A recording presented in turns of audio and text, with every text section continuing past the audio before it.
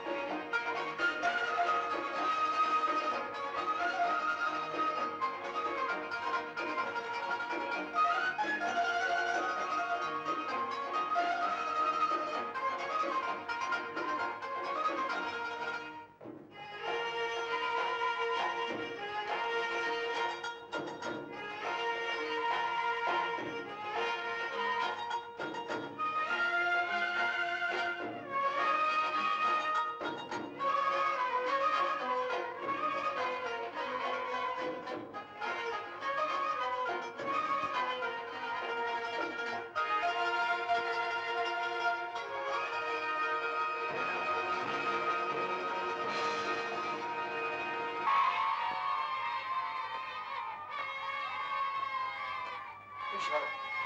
امشي يا ولد. امشي يا ولد. امشي. امشي بقول لك. يلا. يلا يلا.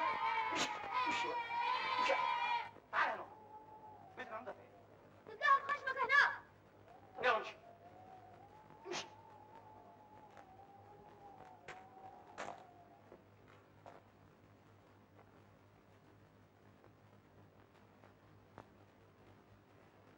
السلام عليكم. عليكم السلام ورحمة الله وبركاته. مش ده برضه بيت عبد السميع وهدان العمدة؟ ايوه. عايز اقابله. هو حضرة العمدة فين دلوقتي يا؟ هذا المعلم سلامة. طب ممكن حد يديله خبر؟ انا عباس حسين ناظر البوسطة. اهلا وسهلا، الحمد لله على السلامة. وانت يا تسوقي بلغ حضرة العمدة اشارة بوصول حضرة الناظر. اتفضل استريح. اهلا وسهلا. تلقاك جاي من السفر وتعبان. يا محمد اعمل الشاي يا بنت. خلص يا ولدي خلينا نشحن. دي قطفة البرسيم يا سلامة. ايوه قفاصين بس. ابوك الله يرحمه ما كانش يشحن من قطفة البرسيم دي اقل من 10 اقفاص.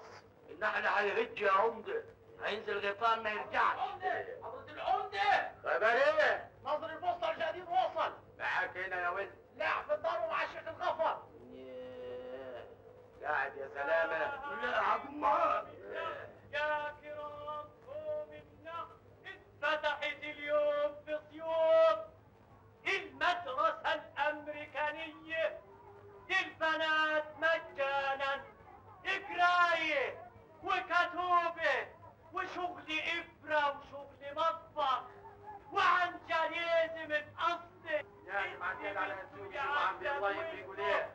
يروح يقابل المستر كركر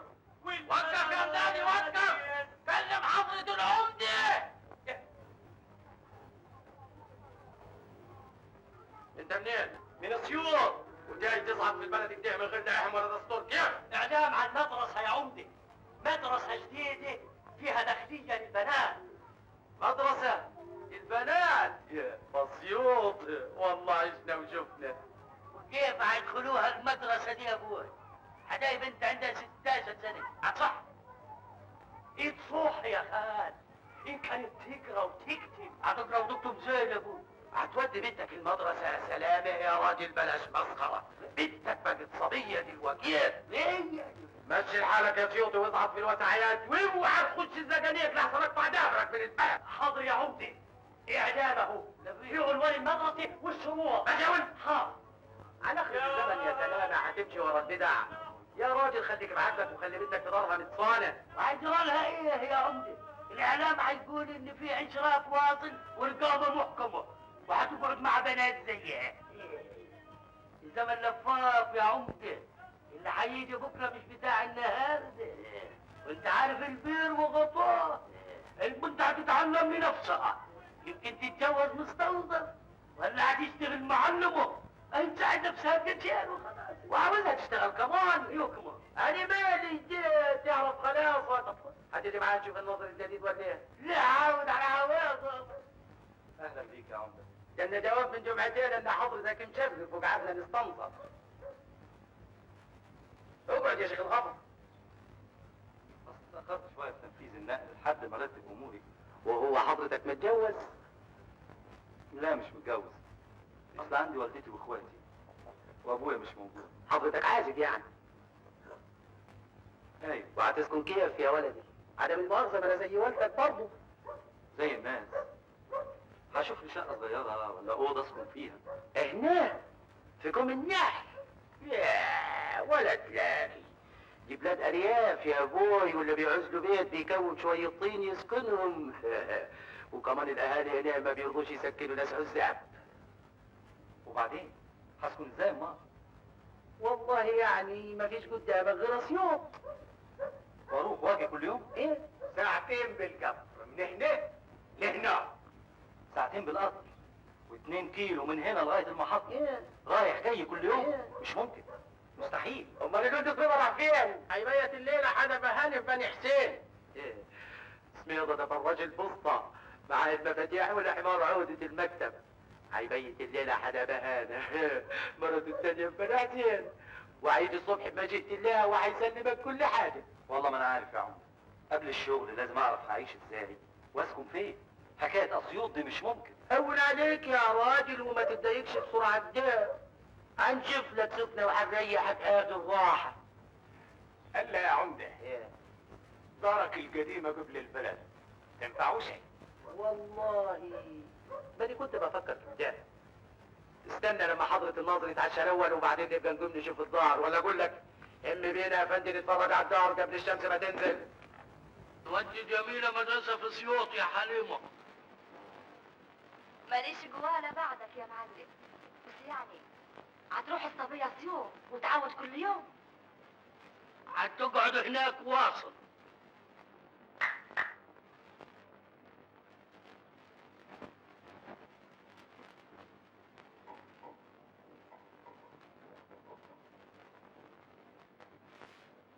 كيف؟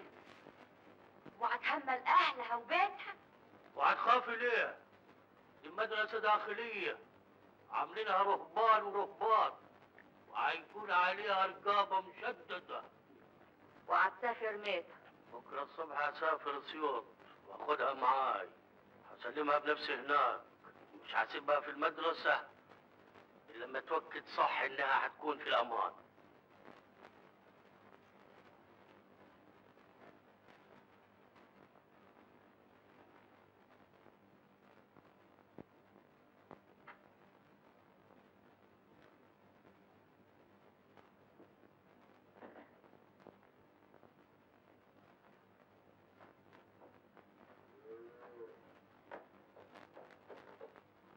جميلة جميلة، الحقي الحق، هتروح سيوط، هتسافري بكرة سيوط، أبوكي جاي. أسيوط.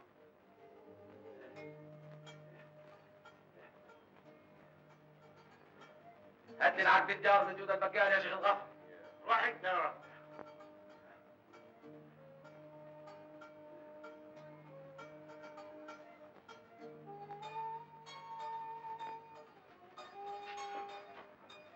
اتفضل يا فندم، اتفضل.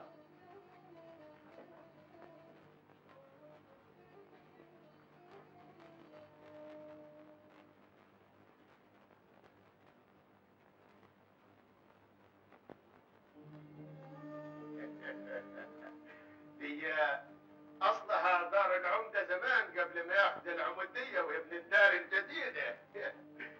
لكنها احسن دار هنا، مبنيه بالطوب الاحمر. ما تقولش كده يا شيخ الغفر، ده فندي يضحك علينا. ودي دي جنب بيوت مصر، لكن تفك عوزه والسلام. ما قلتليش يا فندم اسمع حضرتك ايه؟ عباس حسين. اللي قول لي عباس يا فندم، هتجيب عفش معاك ولا هتكتفي بالموجود؟ إيه؟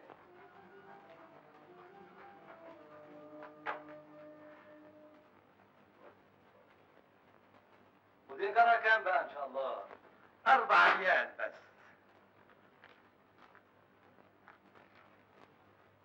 خد العقد ملاح يا شيخ الغفر.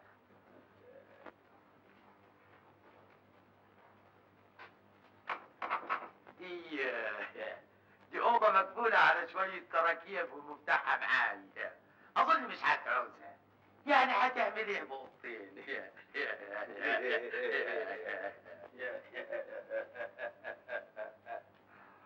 مبروك عليك. تيجي بقى تدفع الإيجار على مهلك النهارده عليك، ولو عوزت أي حاجة هاني خدام. فوتك بالعافية. السلام عليكم.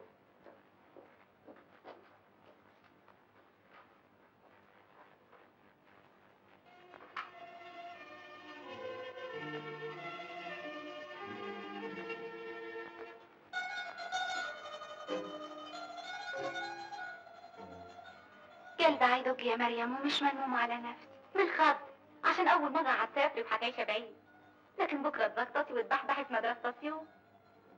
يعني يا ما نفسي أسافر أي حتة بعيد عنكم المدعوجة دي. تاخدينيش معاكي يا جميل؟ يا ريت يا مريم، أنا خايفة أجاوب ده لوحدي. بنت يا مريم، هتسيري هناك؟ حطي قدامي نخبزين فطيرتين تاخدهم معاها. حاضر.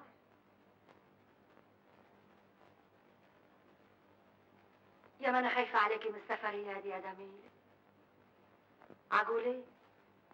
عقلك في راسك وانت حرة بقى.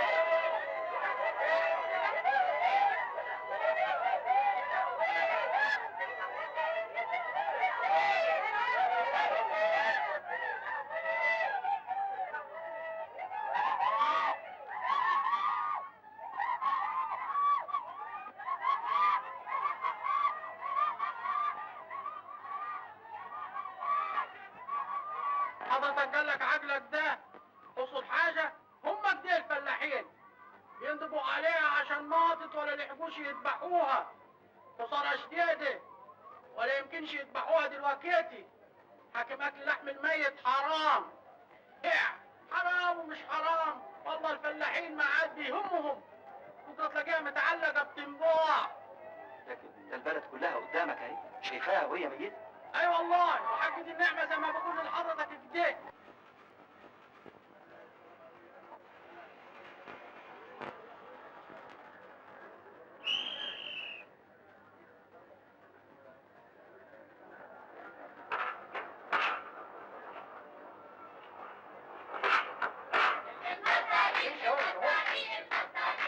يا ولد امشي من هنا. يا ولد امشي ورا.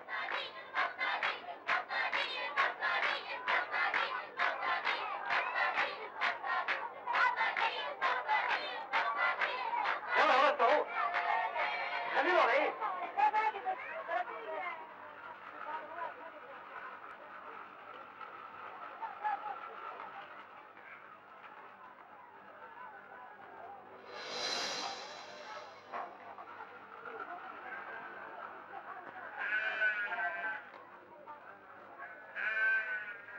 وسهلا يا فندم، الحمد لله على السلامة.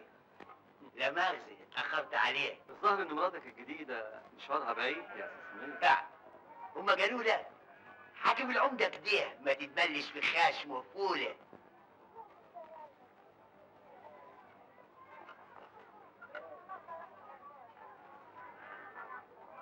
مفاتيح المكتب تفضل معاك، ومن هنا ورايح تيجي البوسطة في ميعادك. دي بقى يا فتاح يا عليم يا رزاق يا كريم. انت بتقول ايه؟ لا، ما بقولش حاجة.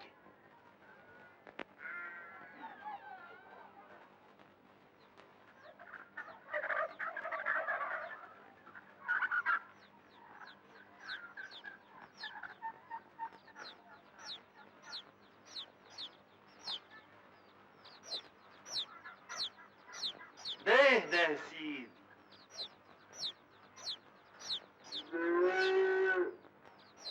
وجاموسة كمان. يا حلاوة يا حلاوة، نهارنا فل. شوفوا عايزة ايه دي يا سيدي؟ ورقة بوسطة ولا معاها جواب مسجل بيان من الوصول؟ انت بتتفرج عليا؟ امشي نجرح لها من الشباك، ونبه على صاحبها ما يورينيش خليتها تاني، فاهم؟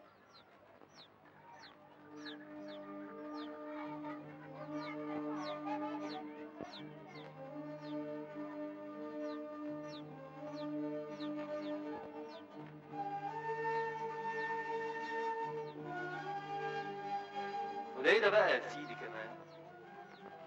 لا، دي شوية اخبار بسترزق منهم في وقت الفضل. وقت الفضل هو بقى اللي بينكم النحل وبني حسين، ولا اللي بين مراتك الاولانيه والثانيه؟ بذمتك يا شيخ، ده مكتب بوسطه ده ولا زريب؟ انا راضي ذمتك. دي ما هو المكتب طول عمره كده، هو انا يعني اللي كنت عامله؟ لا يا شاطر، الحكومه هي اللي عاملاه، والحكومه عاملاك انت كمان عشان تاخد بالك منه وتكنسه، مش عشان تبيع فيه طماطم مفعصه يا بني ادم. ما تقولش بني ادم، حاكماني قريب العمدة وما يصحش تتمقلق علي. ما شاء الله ما شاء الله، ده انت قريب العمده. طب يكون في معلومك يا قريب العمده اني هبعت فيك تقرير زي الزفت للعموم في مصر، وهطلب دقنك من هنا اذا ما كنتش هتشوف شغلك مظبوط، وبخلي العمده بتاعك منفعك. اتفضل بقى يا قريب العمده، اكنس المكتب وشيل الزباله.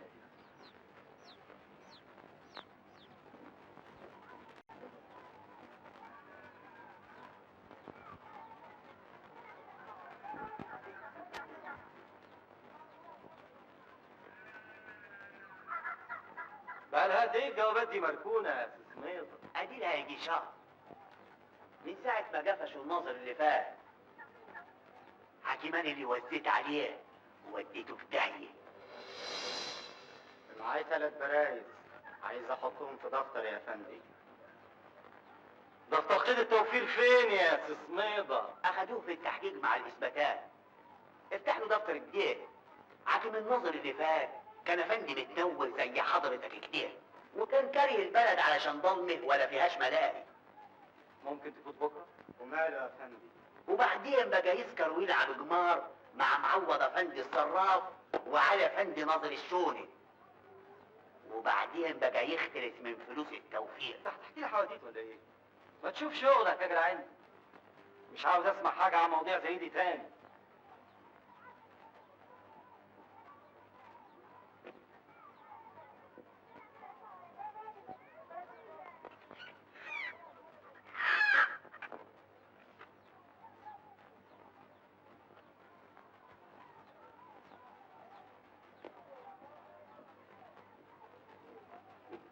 انا خارج اوزع جوابات العزب والكفور، عاوز ارجع الاقي المكتب ده ينفع لاعاد البني ادمين، فاهم؟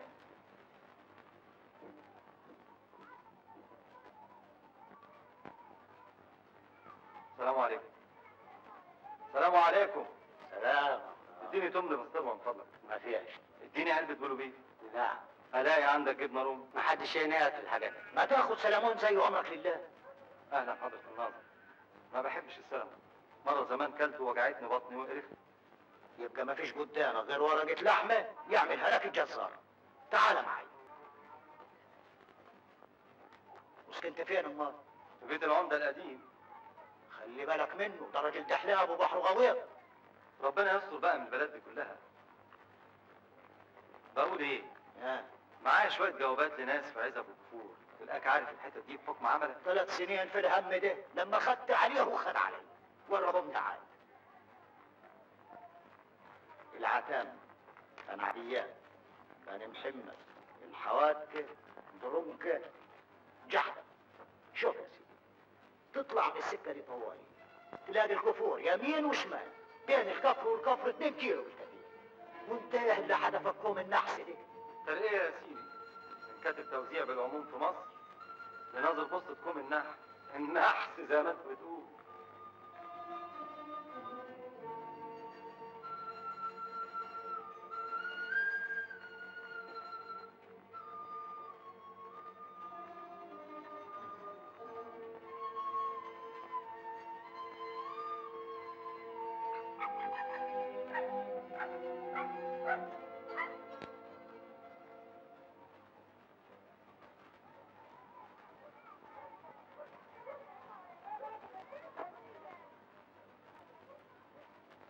The God. Jesus.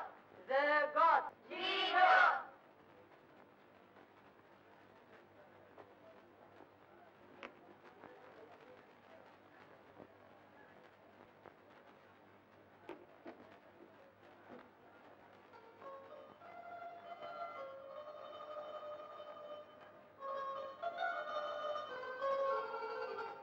To keep the lad under his eye. عايز ايه يا خليل؟ هروح زي الناس. ايه؟ هروح زي الناس. كل شويه زي الناس زي الناس. انت ايه؟ هنا قاعد اهو. اقعد زيه. معلش يا مستر كارتر، آخر نوم، آخر نوم. يلا روح. The lad. اقعد انت.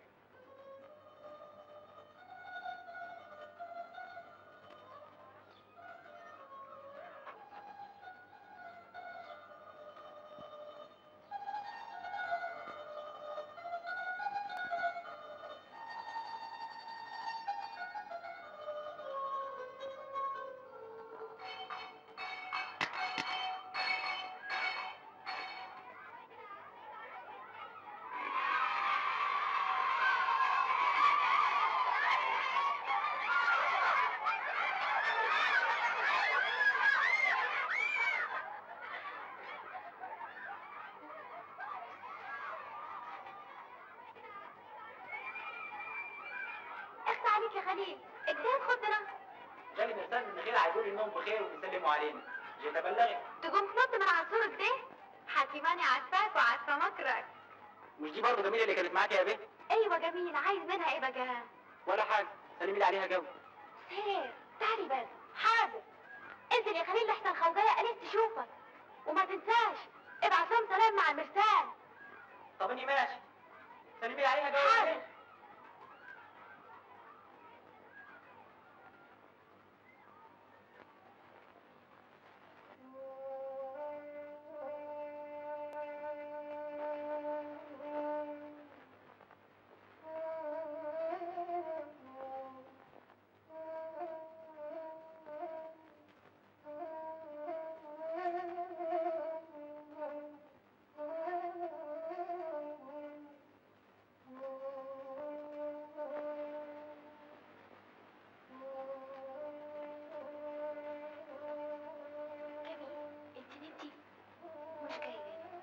مش ده خليل اللي كنت بتكلمي في الفسحة يا بنتي يا سهير؟ ايوه اخويا خليل. انت فكرتيه مين؟ اني ما فكرتش، اني خفت وجريت. كان جاي يبلغني السلام من نخيلي. انت كل مرة تفوتي بعيدك ده مش تقفي تتكلمي معاها. هتكلم معاها اقول ايه؟ اني عارفة باقي اديكوا تتكلموا سوا. انا شايفاها حاطط عينه عليكي.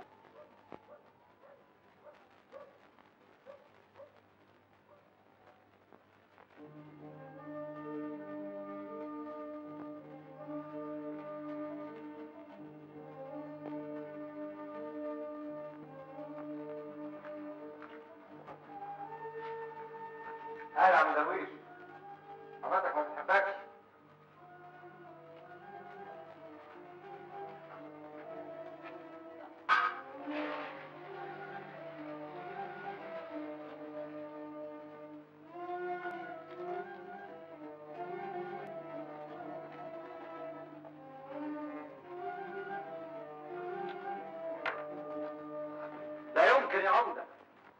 شيل الكلام ده من مخك خالص.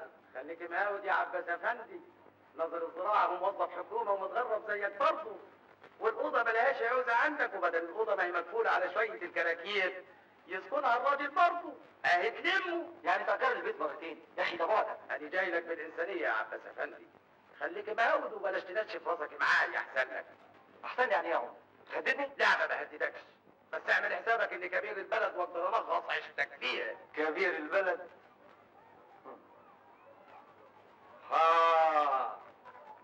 ايوه كبير البلد يا عباس افندي، كبير البلد. طيب يا ناظر الوسطى، اني وانت والزمان طويل، سوق يا ولد.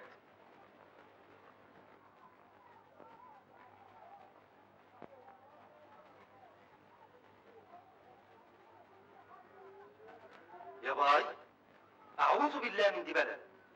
ابن حلال، ما لقيتكش كنت ماشي. مالك؟ الراجل الدون عنده تكون النحس عاوز يأجر البيت مرتين. حتة خرابة يأجرها لي ب4 ريال، فيها أوضة قافلها واخد مفاتيحها. جاي النهارده يستأذنني عشان يأجرها ناظر الزراعة. ما شفتش بجاحة أكتر من كده. والآخر يهددني ايه؟ ولما انت بالحالة دي بطلت تزورني ليه؟ ما هو مشوارك صعب، والسكة كلها تراب وبتبقى سودة بالليل. كفاية عليا مشاوير النهار. سعيد عليكم. مرحبا يا عزيز افندي. اهلا عباس افندي. ازيك يا سمعان وفاتك؟ شوف يا اخويا الراجل بيسلم عليا فيه، ما توصي علينا يا عزيز افندي. حاضر يا عباس افندي، اتوصف فلتس افندي لحسن ده راجل عايز الحرب.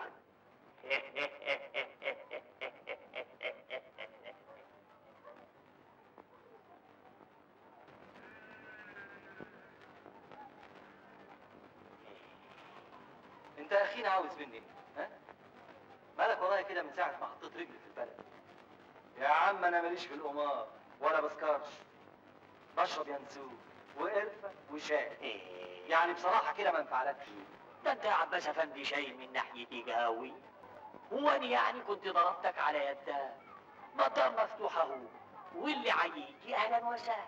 بص شوف، اهو قاعد له مطرطق ودان وعينين بحلقها، يتمنى يلاقيني داخل طالع في بيتك ليل نهار، اسكر والعب وروح طخخني البلاغ. عاوزني احصل اللي سبقني، قريب العمده يا سيدي ورئيس مباحث البلد. ايه انت واخدها جد ولا ايه؟ يا جدع فك عن نفسك، محدش مستقصدك. انت اللي نكدي والله يا شيخ، لهديك بهديه معتبره قوي، حته قماش بوبلين لقطي تفصلها لك جلابيه بدل البدله اللي انت زمت روحك فيها دي. جلابيه؟ جلابيه يا معوض يا فلتس؟ على اخر الزمن عايز تلبسني جلابيه؟ زيهم يعني. يا عم فلتس سيبك منه، حاجم ده طالع فيها قوي، بكره الزمن يفوت ومناخيره تيجي الارض. مناخيري تيجي الارض؟ معادي خلص كتير، انا مروح. مناخيري تيجي الارض يا بغل يا طول؟ طيب مناخيري مش هتيجي الارض ابدا، ولما اشوف بقى يا انا يا انت يا بلد. خلي دي جنبك يمكن تعوزها، ده انت حالتك بقت صعب قوي.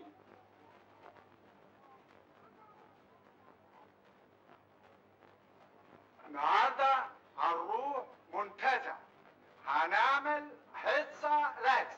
مفهوم؟ مفهوم يا مستر. عايز نظام، انتباه، مارش.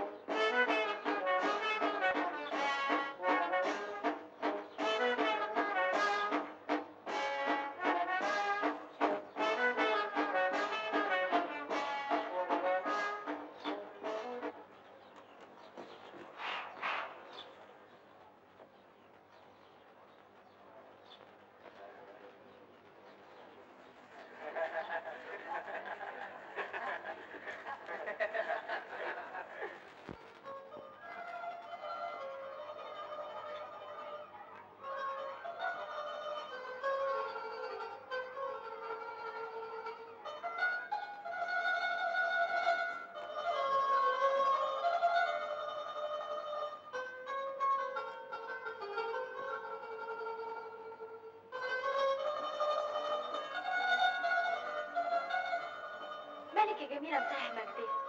انت زعلانة اللي راجعة بلدكم ولا ايه؟ يا بنت زكتة الأجازة جرب. يا باي عليك يا سهير، قلبك جامد. طب والنبي انا مهين عليا ابعد عنك طول الأجازة دي وما اشوفكيش. تعالي زوريني في النخيلة. ايه رأيك يا جميلة صحيح؟ تيجي تزوريني؟ ابويا ما يرضاش. انت مش بتقولي ان لكم عم حدانة في النخيلة؟ ايه، لكن ما اقدرش ازورها لوحدي. لازم ابويا او امي يكونوا معايا. يعني مش عايزة تيجي؟ انا ليا حد بكم النحل كنت جيه. مفيش غير راجل صراف اسمه معوض فلتس يقرب لابويا من بعيد. ولا بنزوروش من يوم ابويا ما مات.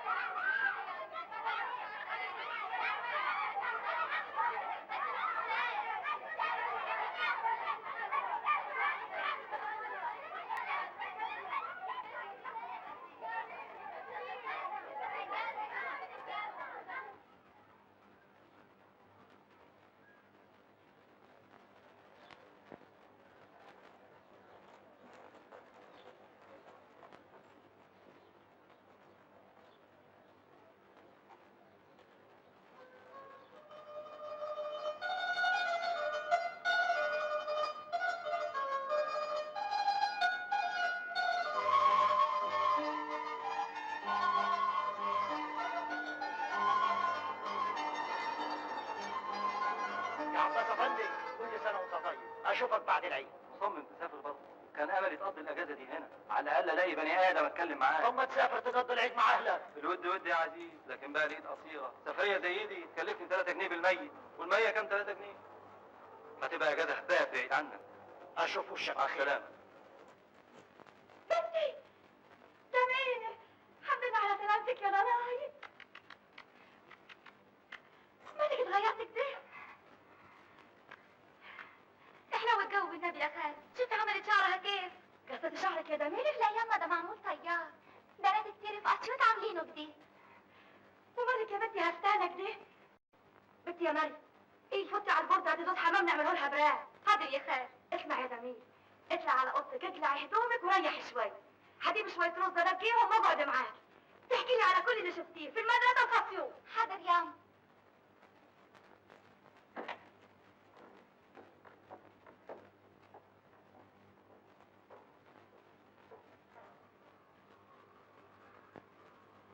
ازيك يا حليمه؟ نورت بيتك يا معلم.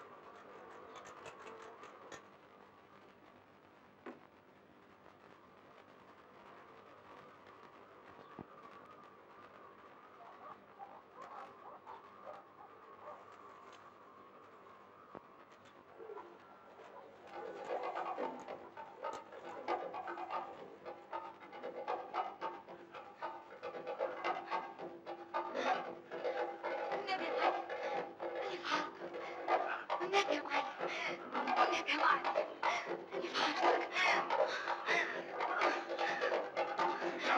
أبوسيك، أبوسيك يا معلم.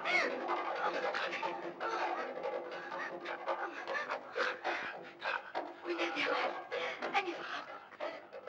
النبي يا معلم.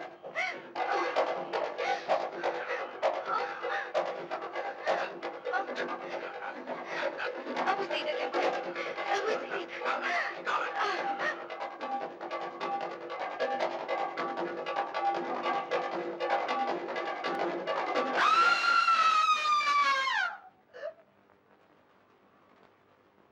عاوزة أزور النخيل أيامنا في الأجازة دي. اخرس يا بنت، بلا سفر بلا احباب. عمتي وحشاني ياما، نفسي أشوف. قلت لك اتلمي يا جميلة، مش فايقالك دلوك. طب والنبي لا جاي لابويا ياخدني معاه. بوكي.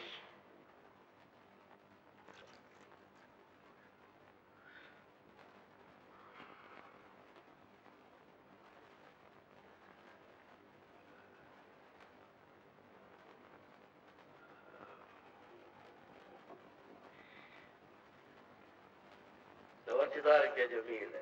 ده نورك يا ابوي.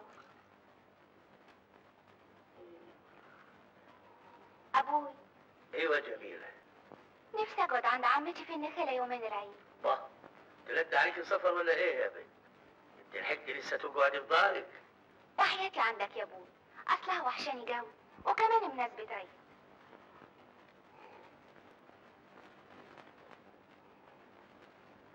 يوم العيد اسافر السوق، ابقى اخدك معايا وافوتك في النخيل. يخليك رب يا ابوي.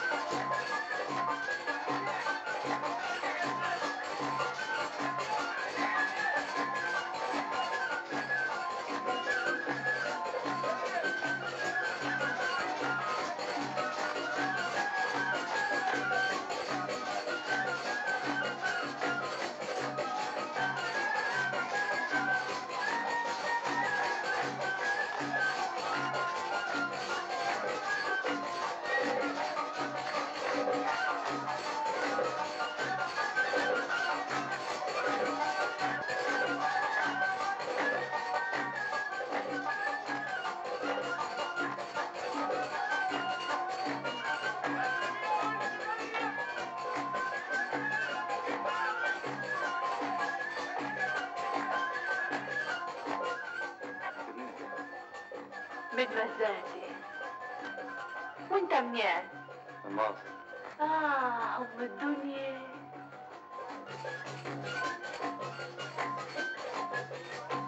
عاوز اتكلم معاك يا بنت. تتكلم معاي؟ وحتتكلم معايا فيها حاجات كتير. تيجي؟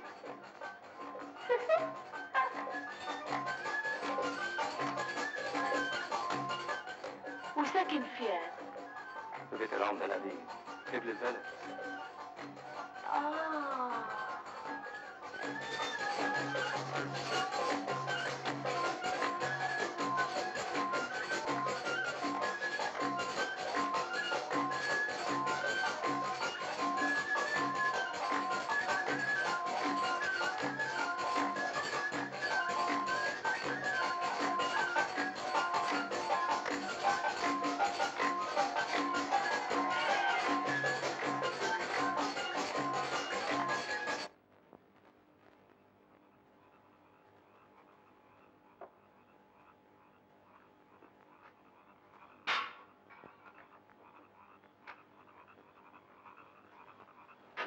كلامك فإنه مظبوط يا خالتي.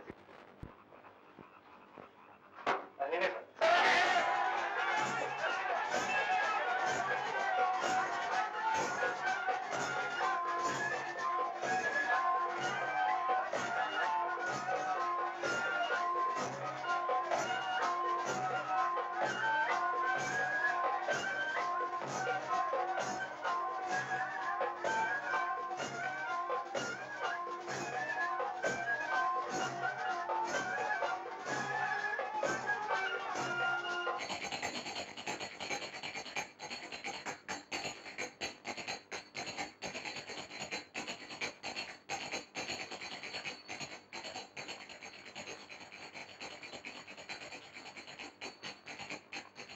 يا بنتي ولا بديعة مصاب. أنا مش مصدق عيني. قول لي، انت شفت بديعة وهي بترقص؟ إلا شفت بديعة. طب وشرفي أول كل شهر كنا بنلم بعضنا أنا والشلة ونروح على بديعة نسهر هناك لحد الصبح. يا سلام، سهرات إيه ومزيكة إيه ورقص إيه وخمر إيه وناس إيه. مش كوم الفقر بتاعتكوا دي. يا سلام، حرام عليك. عليك تفكريني بمصر يا شيخ.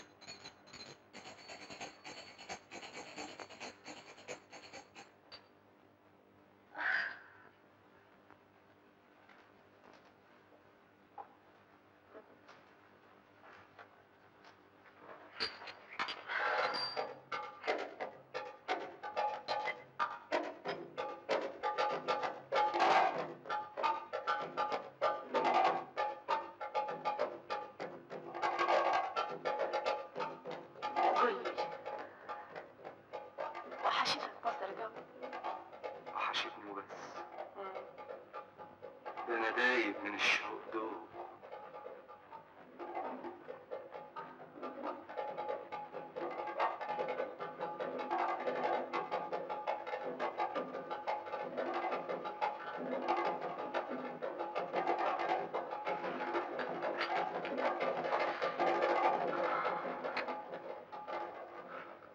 طب زحيت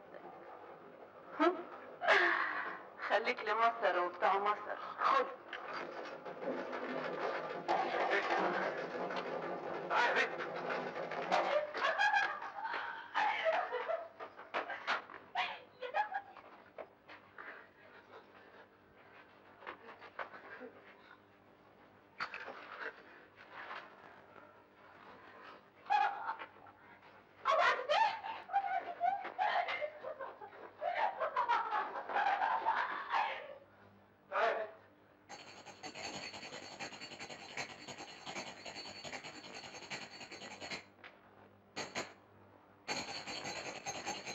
تعالى بلبسك يا ريت.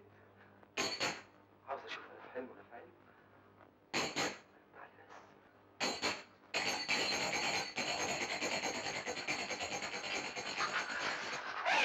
يا دهوتي.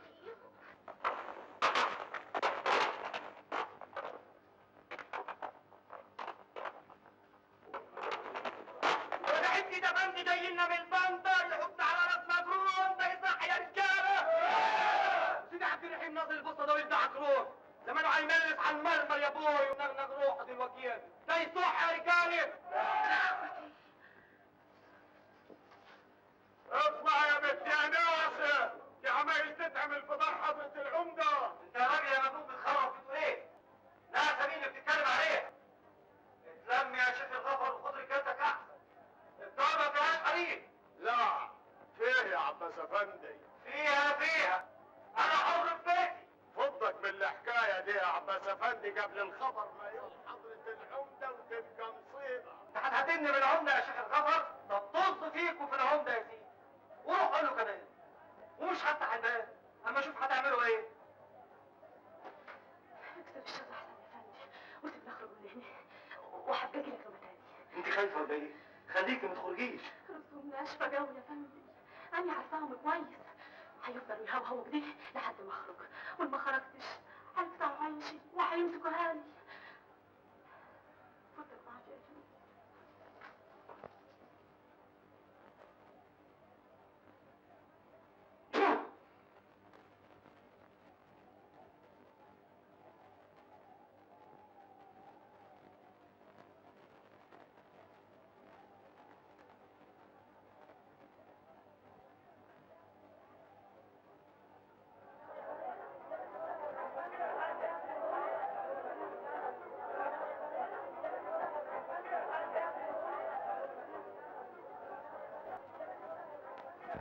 ضفايرك محلولة ليه يا ناصر؟ كنت بتسوي ايه جوا يا بنت؟ جبي تجيل يا نعسية ودماغي عمران والدار قريبة. هتيجي؟ حلال على الافنديات يا بنت. حضرة الناظر ما جرسكيش يا به. جتكاسة املس على المرمر يا ابوي.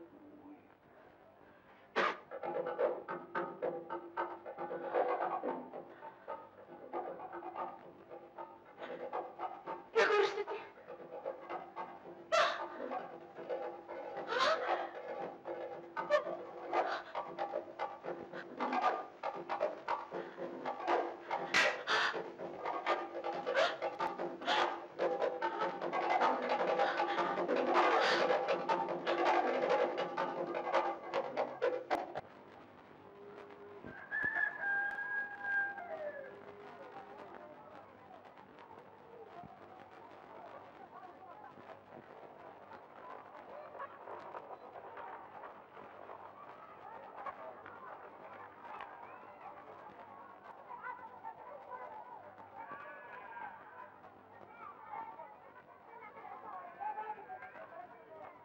عباس افندي برضه. ايوه يا فندم. انا حسني عبد الوهاب صدر النقطه. اهلا وسهلا. لو وقتك يسمح لي بكلمتين. أوي أوي. اتفضل نتكلم جوه.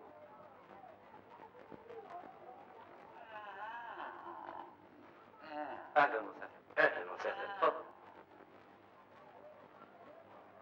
العمده مقدم بلاغ ضدك يا عباس افندي، بيطالبك فيه باخلاء داره.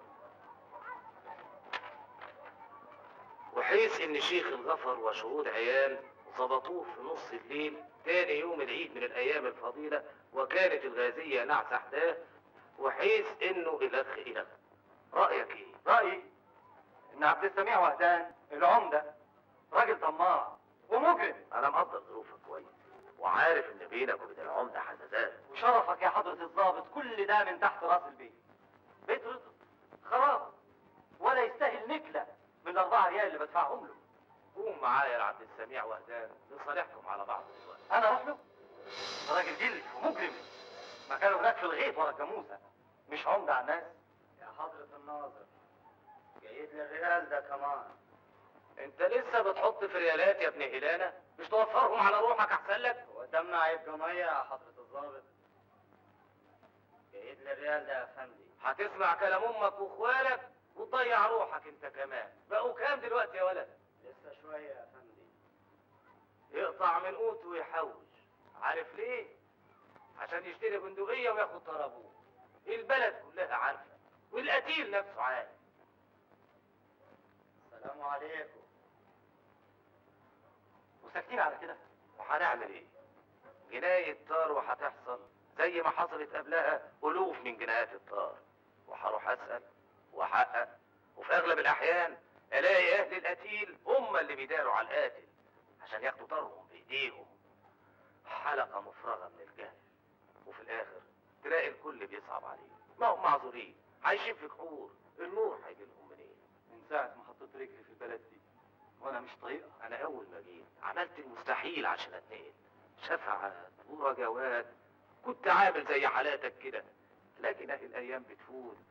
أنا ليا 6 سنين دلوقتي في البلد دي، عودت نفسي على الرضا عشان الحياة تهون، وشوية شوية بقيت أشوف الحاجات الحلوة جنب الحاجات الوحشة.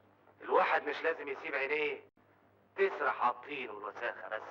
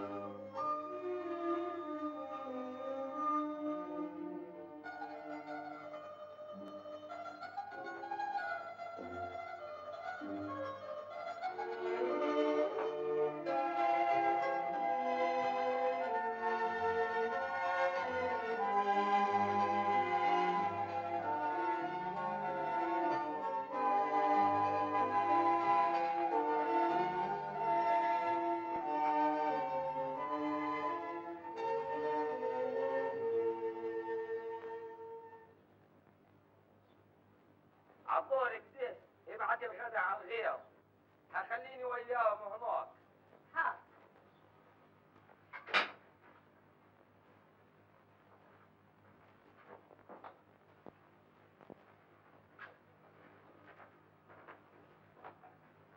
صباح الخير يا عمتي. يسعد صباحك يا بنتي. مش هنروح يا عمتي ولا ايه؟ يا جميل عبدالله ما جوز عمتك لو دي هيموتني. ابوكي قال اخرجي ما فيش. هو انا يعني خارجه رايحه فين؟ ما انت جايه معانا. وا جايه وراكي فين يا بنت وانا اقدر اخرج؟ النبي يا عمتي عشان خاطر ده سهير صاحبتي الروح بالروح، وكلنا مع بعض عيش وملح في المدرسه، واديكي كمان هتتعرفي على عمي. استني تزني على وداني يا بنت. والنبي يا عمتي عشان خاطري، ما هو عمي مش جاي قبل الليل، زمانهم مشغولين جو في مجاية الدود. طب اقعد استاذ لما نشيع لهم الغدا في الغيط ابقى في رجلي وياكي تشوفي صاحبتك ونرجع طوال. ربنا ما يحرمني منك يا عمي.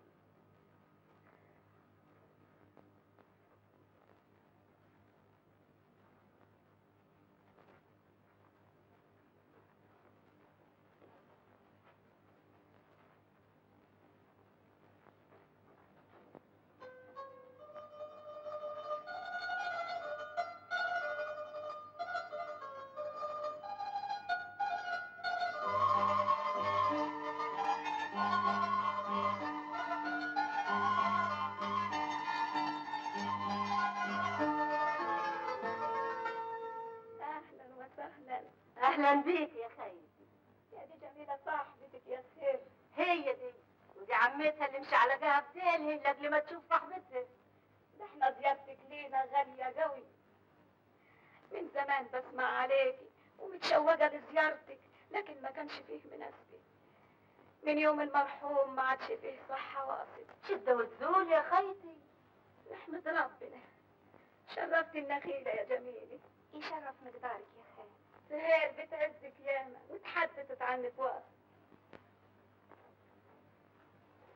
هنتحدث سوا يما وفرق جميلة على الدار والجنين. اياكش تعودي. حاضر يما. ربنا يخليهم لبعض. سهير عادلة وكاملة.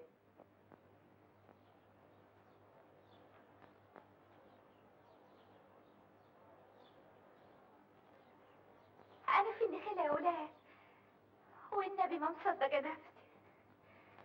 أنا فرحانة قوي.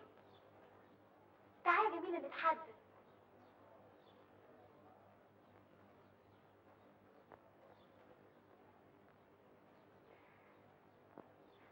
عايزة أطير يا بنت، إنما قلبي عمال يدق.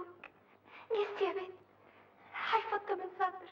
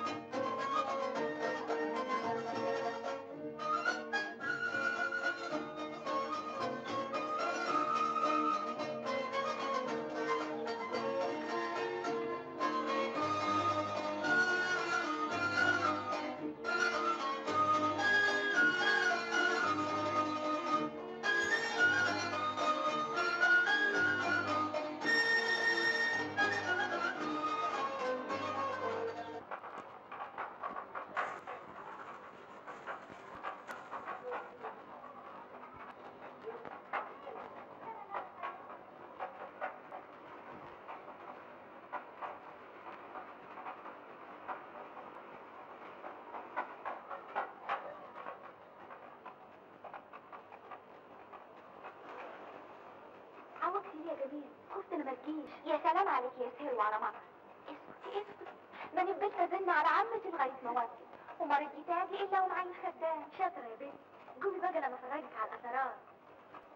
هنور؟ لا قومي بس.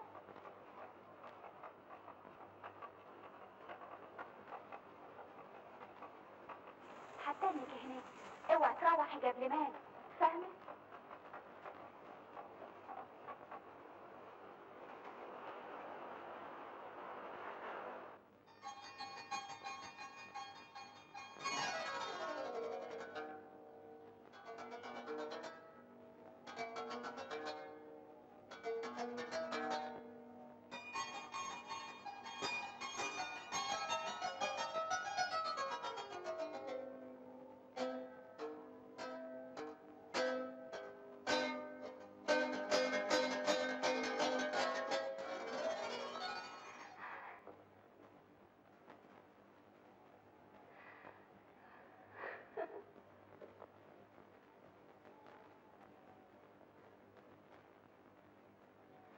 بدي اسهر.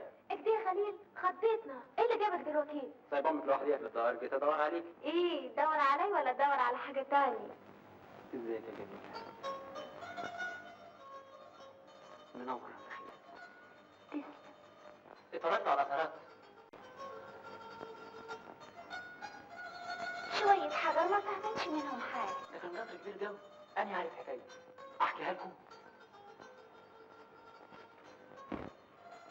ايه كان قصر؟ ايوه سرايا تيجي فدانين من زمان قوي، قبل ما يسكنوها العفاريت. عاد خوفنا بقى. انا بحكي على اللي عارفه. انت خايفه يا جميله؟ ما تخافوش، انا معاكم. احكي لنا حكاية القصر. كان قصر عالي قوي، كان الملك خفرع حداه بنت جميلة قوي قوي، وكانت كل الملوك تطلب يدها وهو ما يرضاش، كان عاوز يجوزها لواحد ملك صاعب، لكن بنت الملك كانت بتحب واحد من الرعية، وابوها عرف بالحكاية، جبنا لها القصر ده بعيد قوي برا البلد، وحبسها فيه وحرج عليها الخروج، وكان مالنا القصر بالجواهر والذهب والاكل وكل اللي تشتهيه، لكن بنت الملك كانت رايدة حبيبها، وكانت تكتب له جوابات على الحجر بمية الذهب. عاد تضحك علينا جوابات بمية الذهب؟ مش مصدقة؟ اوريكم جواب. تعالوا اقرا لكم الجواب. دي جواب دي عصفورة مرسومة. ايوه يا عبيطة، ما هم جواباتهم كانت تصاوير. وبعدين احكي لنا يا خليل، وبنت الملك عملت ايه؟ بنت الملك؟ ايوه بقت تشعل حبيبها جوابات، وبعدين هربت معاه وراحوا مملكة تانية. ملكة جميلة مهمومة كده. هعقول ايه؟ تيجي نتكلم عن جريدي؟ ايه اكمل انت بتعرف حاكم خليل بيتكلم عن جليدي زي اللبلب، فرجع يا خليل قلمك الابانوس.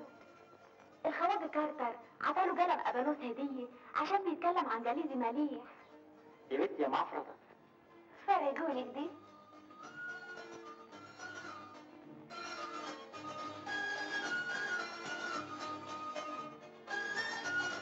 وهتعمل ايه دلوقتي بعد ما خلصت مدرسة؟ عالصوصة. هتستوظف فيه؟ ما عرفش. نجيب افندي جوز اختي كان وعدني بوظيفة لما اخد الشهادة، بعدين كتبت له مستنظر الرد. حاكم نجيب افندي جوز اختي مستوظف كبير قوي في اسكندرية. وهتستوظف في اسكندرية؟ ايوه. وراحوا مملكة تانية.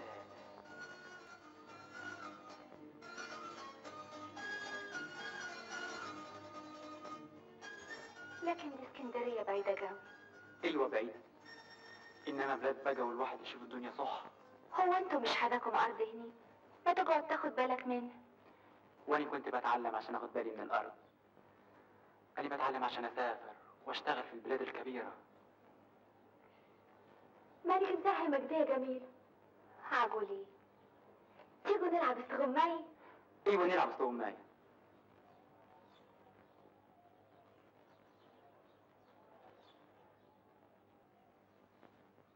كلوا بامية. أنا المساك.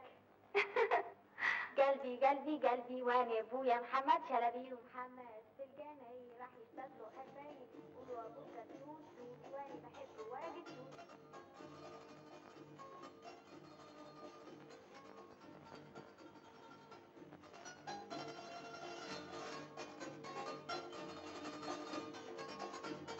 وراحوا مملكة تانية.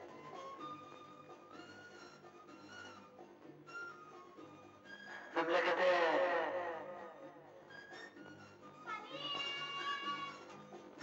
مملكة تانية. مملكة تانية.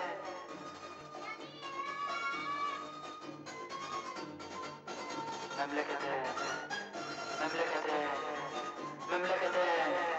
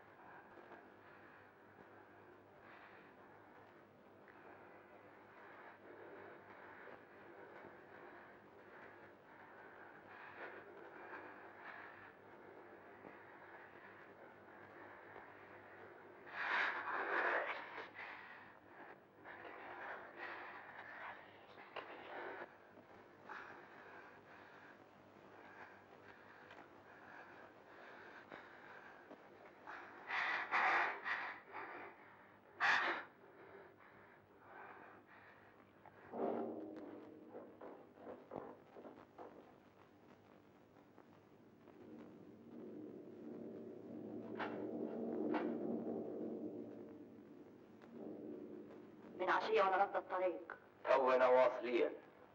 معلم هنا؟ لا، في النخيل. كان مرادي نتحدث وياه.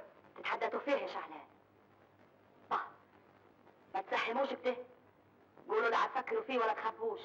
بدنا نعرف هي سايرة مع مين. أنا ما عرفاش. البلد هي هتقول واللي معلم مالوش صالح في حكاوي من دي. صح. نادمي عليها. اسمع يا شعلان، بدكم تاخدوها معاكم وتعرفوا صالحكم معاها هناك. العدل زينة، قالوها قبلنا، العاقل يشتري صالحه. صح؟ صح.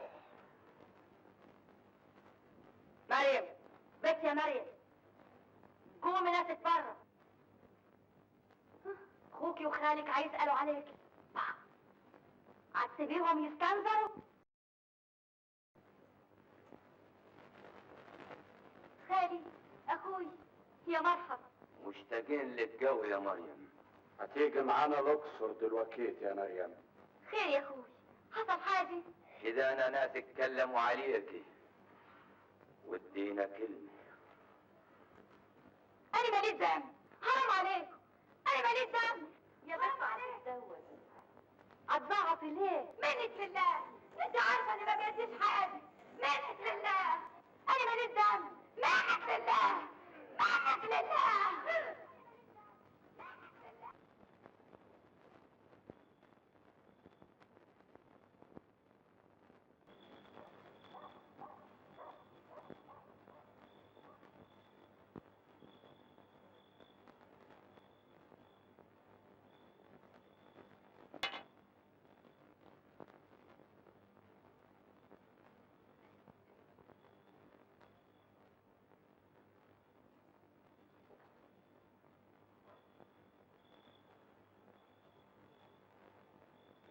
خليل يا حبيبي، ايه اللي جابك دلوقتي؟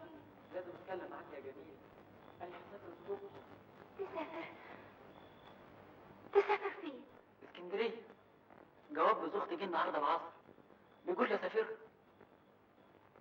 عايز اقعد معاك يا حبه، اطلع لك. لا يا خليلي، اوعى من معروف، خليك على هنزل لك انا.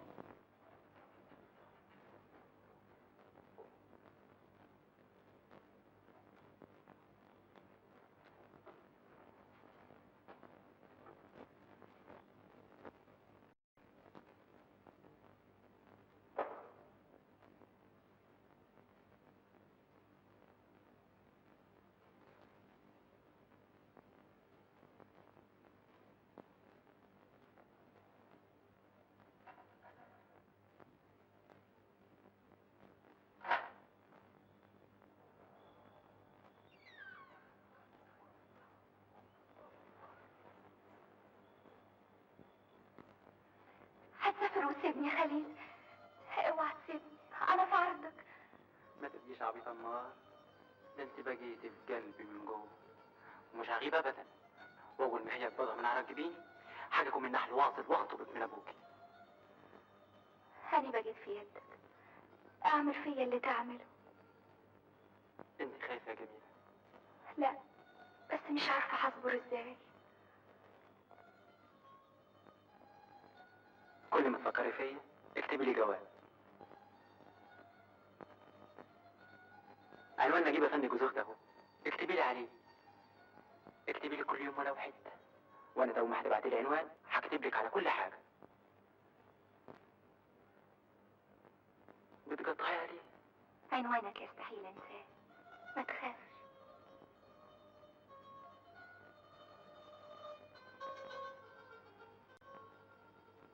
اهلا وسهلا. يعني ما حدش شافك امبارح؟ والله كسلت يا عز افندي، وكمان ما رحتش البوسطه العصر. بيني وبينك قرفت من دي شغلانه. من حق. جالك طرد امبارح في قطر الساعه 5. طرد ايه؟ دي لازم المجلات اللي كنت طالبها من واحد صاحبي في مصر، قال لي في الجواب انه هيبعتها عليك. ناظر بوسطه وجواباتك تيجي برياض. بيني وبينك اسهل من التسجيل والشحططه في شنط البوسطه. عن اذنك، لا اطلب. السلام عليكم. مع السلامه.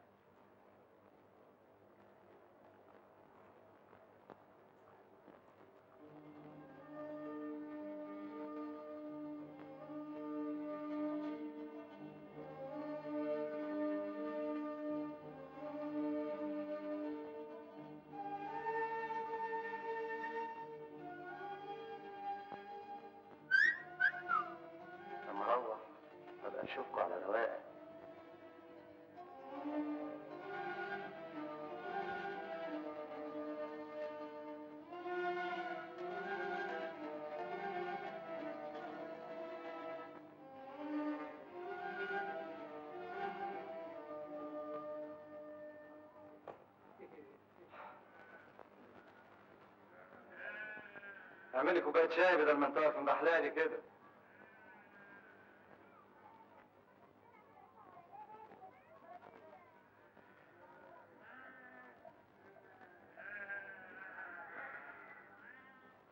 مفيش جواب عندك يا بص اللي بيسمع عوضين محروس؟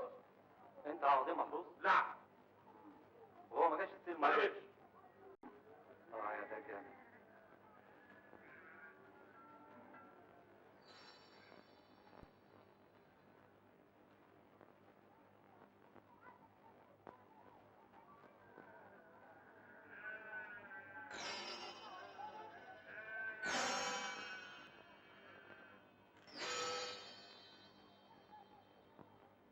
خد.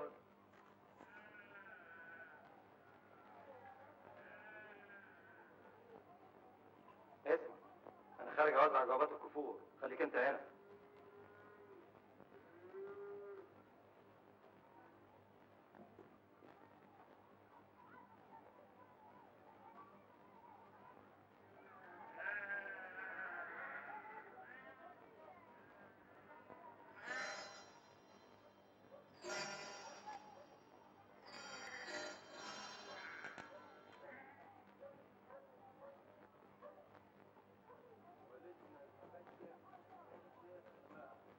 ياوي يا محمد، تعالوا قربوا، تعالوا شوفوا النحل واللي هيجرى فيه. هيبقى ايه؟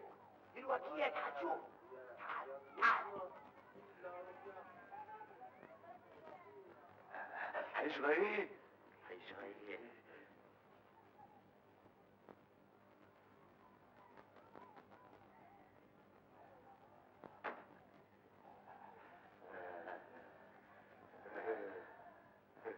شايف يا طور انت وهو النسوين كيف؟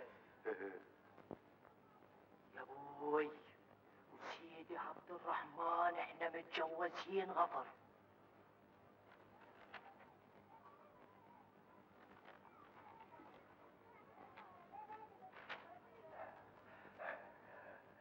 ده مزفر عقله ضاع. كيف النسوين تخلع بلطوس كده؟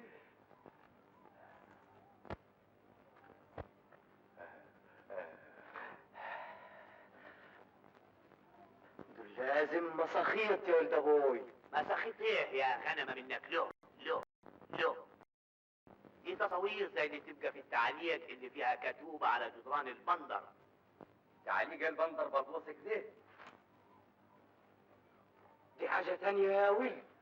حاكم عباس افندي ده واعر قوي. دي كلتها نساوين من البندر هو عارفها. بعتله تصاويرهم واللي هتعجبه هيبعت لها تيجي. صح. نساوين دي عتيتكم النحل يا ابوي. صح. عاجب من ساعة ما ضيقنا عليه في حكاية ناعس عشية وهو متغير كده.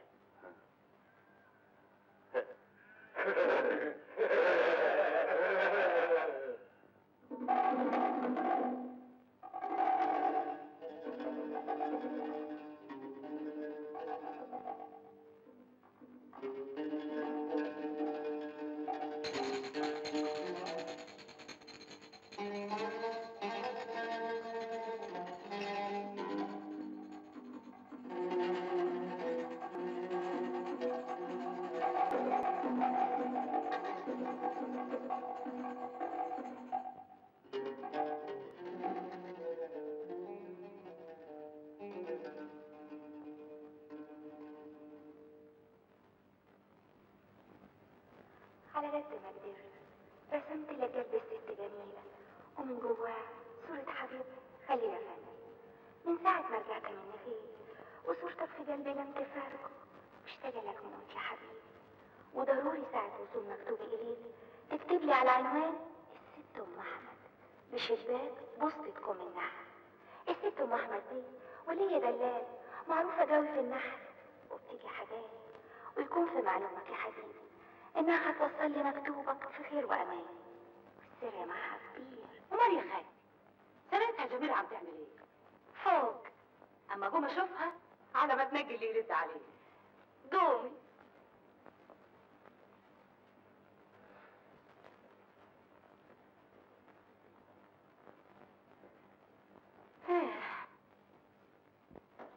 جميل. انت مش عايزه تتفرجي على قماشات ام احمد؟ لاني جايبالك حاجات زين من المنظر. الجواب اهو يا ام احمد، تلاقيه في الصندوق اول ما تنزلي، واول ما يجي رد تجيبه، واوعي تجيبي سير. اعملي معروف انا فعلت. يا بنتي حاجه، لسه ما تعرفينيش، سرك في حباب عيني.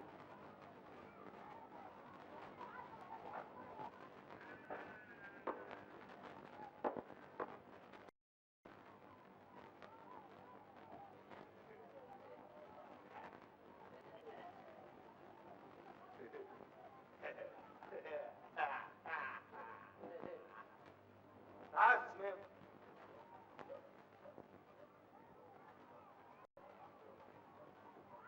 خد الصدر والحق بيه قطر دلوقتي. اتفضل. اسمع وما تركبش الحمار. يلا يا باشا انت وهو. يلا يا مقاطيع. يلا.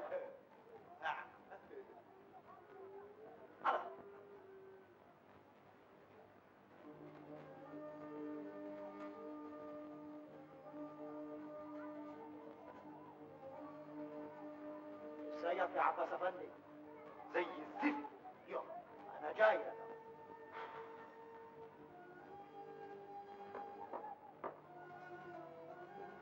مالك يا عباس؟ بلد مش لاقي فيها بني ادم واحد اتكلم معاه ولا اقول له نكته حتى، حاجه تاثر العمر. يا اخوي ما انت تحت يدك اسرار البلد كلتها، مصالحها وفضايحها في الجوابات اللي رايحه وجايه تحت يدك كل يوم. مصالح وفضايح. فو اوعى تكون فاكرها جوابات بني ادمين زي اللي احنا عارفينها. انا بتهيألي ان اهل كوم النحل دول مش بني ادمين ابدا. والله يا اخي انا حاسدك على شغلتك دي اللي مقعدك هناك بعيد عن البلد دي وناسها. يا شيخ ما تحكيتهاش، روق. قوم النحل زي غيري، كلتها بلاد متاخره وجايه. انا كنت عايز اقعد معاك لكن ميعاد القطر جرب. سلام عليكم.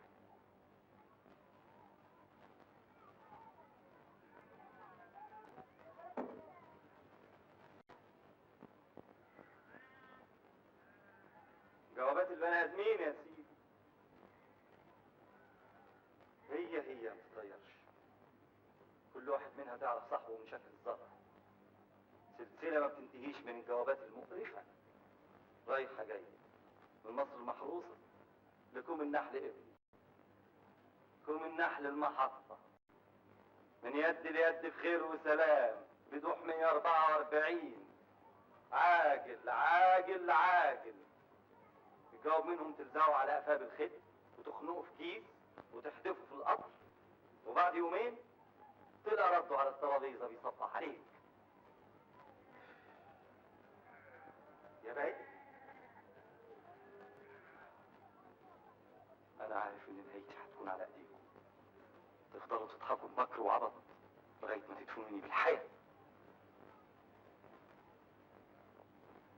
نفسي اعرف عايشين ازاي، ايه اللي بيدور في راسكم تحت اللبد؟ مصالح، فضايح. يا ولادي وقعتم في ايدي. من هنا ورايح ولا خطوه هتعملوها من غير ما اعرفها. هدخل تحت جلدكم. والله ما هبعتها له، لازم يجي هنا بالسيف فوق راسه عشان ياخد مرضه. ليه؟ ملهاش ناس. فضينا المشكل ونهينا الموضوع. رحنا يوم الاربعاء وعينا العين. ملعون خاش الارض. برضه يا عم ركاد الناس في الاخر ما تستغناش عن بعض. جابت رزق يبقى السابق، وامك جايه بعد ما هتنفذها. فاطمه اول ما يجيك المبلغ ادي حساب عمران وجيه بمبة الصباط، والباقي يزيحوا فيه القارب لما يعدلها بحمار. سلم على الولد وعلى الحاج التايب بلا كتر كلام. سلم على كل اللي لينا فيهم نايم. واوعي يا فاطمه لما ارجع وابص في وجه الاولاد اعرف تعرفون يا ابن الطاوع ان الجاموسه بتاكل بريالين بغسيل، وانا مش ملزوم ادفع الريال. كانت شركه باط. مريت جوابات النهارده ابني صاهين عليا يا اخوي. ده العشم ما كانش كده. اسمك ايه؟ خدامتك ام احمد.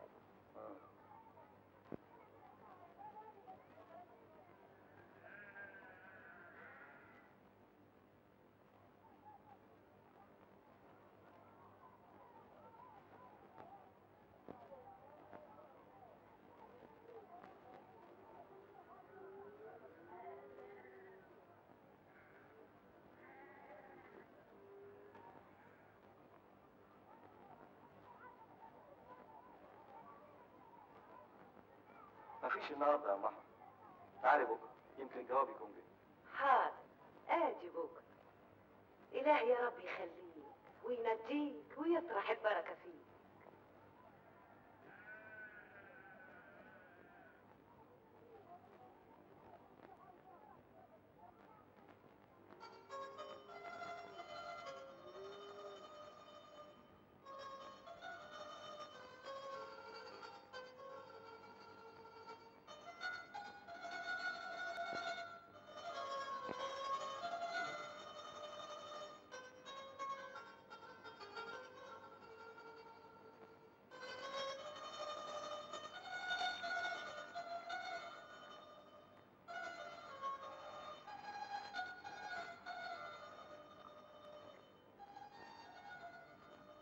حبيبتي ونور عيني، إليك قبلات حارة وأشواقي.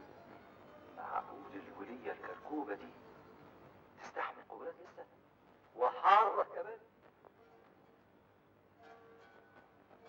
أحب أعرفك يا حبيبتي ومهجة فؤادي أن المانع عندي من إرسال خطابات خير، وسبب التأخير أني مشغول جدا جدا، وأنا أفكر فيك ليل ونهار. والوظيفة التي كان زوج أختي نجيب أفندي كلمني عنها وأنا كلمتك عنها لسه متعطلة شوية، وأنا كنت بلغت اليأس ولم أرد أن أكتب إليك حتى لا تنشغلي علي. ولكن ناس يعرفهم نجيب أفندي جوز أختي اتوسطوا لي في وظيفة أخرى بمصر، والسعي لها، وسأستلم الوظيفة باكر بمحبة الله. لذلك أرجو منك يا قرة عيني وحبة قلبي وموجة فؤادي ألا تكتبي على عنوان في الإسكندرية. فأنا سأسافر اليوم لأستلم الوظيفة في مصر كما قلت لك، وأنا في غاية الشوق إليك، وعندي كلام كتير سأكتبه لك عندما أستقر في مصر وأستلم الوظيفة هناك. منتظر ردك بفارغ الصبر لأطمئن على وصول جوابي هذا إليك. ومن الآن فصاعد تقدري تكتبي لي على هذا العنوان المعقد: خليل أفندي سعد بشباك بسطة الفجالة مصر. خليل أفندي سعد. مش ممكن، مش معقول، مسألة فيها سر.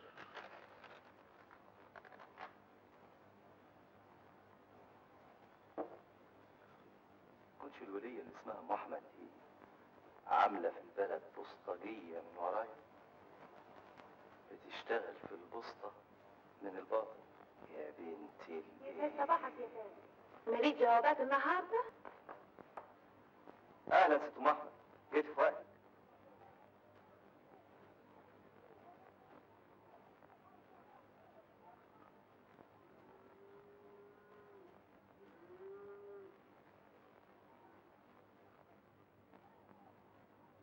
ليكي جواب مصور. امضي هنا في السلام. ده انت غالي عليا جو، وحياة شرفك نسيت الخدمة في الدار. ما ينفعش ابصر؟ معلش النوم عشان خاطرك بس، اوعى تنسي الختم تاني.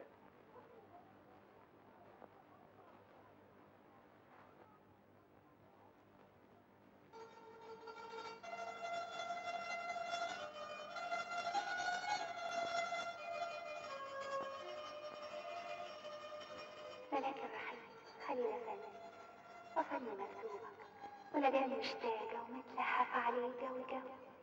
حبيبي خليل، من ساعة ما ودعتك في النفيس أخدت روحي معاك.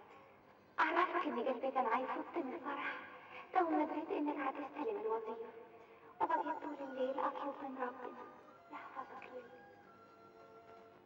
قرة عيني جميلة. عرفت إن أختي سهير حضرت عندي في مصر، وأمي فضلت وحدها في النخيل. ويوم الجمعة اللي فاتت زرنا جنينة الحيوانات وشفنا الأسد والنمر والفيل، وسهير انبسطت قوي. وكان منى عيني يا حبيبتي تكوني معنا في مصر أم الدنيا. حبيبي القاسي خليل، أرسل إليك كل يوم مكتوب، ولا ليا شغل إلا التفكير فيك. وأنت ترسل مكتوب كل جمعتين، تطلع عيني وأنا مستنظراه. يا هل ترى يا حبيبي نسيت جميلة، ولا مصر نسيتك إلا حبيبي؟ إن كنت حبيبي صح لا تقطع مكاتيبك. حياتي ونور عيني، زعلت من الجو على قولة إن مصر بتنسي الأحباب، لكن معلش، عندي ليكي خبر يسرك. إن شاء الله في القريب العاجل أكون طرفكم في أم النحل، وحين وصولي أتوجه لداركم وأحقق المراد مع الوالد العزيز عمي سلام. مش مصدقة يا عم، مش مالكة نفسي. مش تستني عاد اما نشوف ابوكي هيقول ايه؟ يا رب.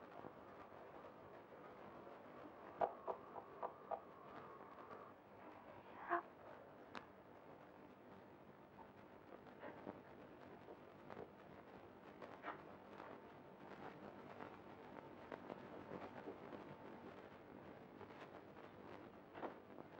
اهلا وسهلا. شرفتوا الدار. الله يشرف مقدارك يا معلم. استريح انت بس. ودي تيجي اتفضل. متشكر. بقى خليل افندي يا سيدي له كلام وياك يا معلم سلام. اهلا وسهلا سي خليل، اتفضل. شكرا. إيه، ما تتكلم يا راجل، هتخجل من دلوقتي. طيب اتكلمك. سي خليل افندي يا سيدي طالب القرب منك، طالب يد المحروسه بنت. اهلا وسهلا. بس مش نتشرف معرفة سي خليل؟ سي خليل بقى ابن المعلم سعد ابو راغب، الله يقدس روحه، بتاع النخيل. تلاقيك عارف هتاخد 3 فدادين طين في النخيل هو واخته، وفوق كده هو مستوظف في مصر. هتقول من نخيله؟ أيوة يا معلم، والدتي كانت بتاتي بتزوركم من الأول، تستأذن عشان أجي أقابل حضرتك، لكن هي تعبانة شوية وما قدرتش تيجي. لا بأس عليها. البركة في عم معوض بقى. ما هو خليل يبقى ولدي برضه، والده الله يقدس روحه يبقى ابن عم والدي لازم. اهلا وسهلا. اهلا وسهلا. اهلا بيك يا معلم. والله هنبقى اهل يا اولاد. حلمك شوية يا فلتس افندي، هتقول ان سي خليل من النخيل؟ أيوة يا معلم، حاكم صاروخ صاحب الجميلة الروح بالروح، ومعاه فصل واحد في المدرسة. انت عارف اسمها؟ هي جت عندكم في النخيلة؟ أيوة، جت عندنا مرة واحدة تزور أختي. بقى كده. قلت ايه بقى يا معلم؟ بدي اقوم اقضي مصالح في المركز. انا بقول بدري على الموضوع ده يا فلتس افندي، البنت صغيرة ومش هجوزها دلوقتي. لكن يا عمي قدام حبة نبقى نتكلم في الموضوع ده تاني لما البنت تخلص تعليمها. لكن ده لسه قدامها كتير في التعليم. طب وماله؟ ورانا ايه يعني؟ فكر حبة يا معلم سلام، وهنبقى نعاود عليك تاني.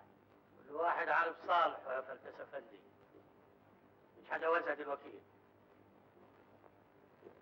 اللي تشوفه يا معلم. فوتك بعافية. مع السلامة. بتقول جت عندكم في النخيلة؟ وعرفت اسمها كمان؟ أيوة يا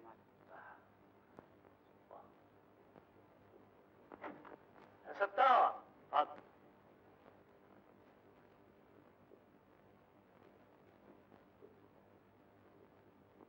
مع السلامة.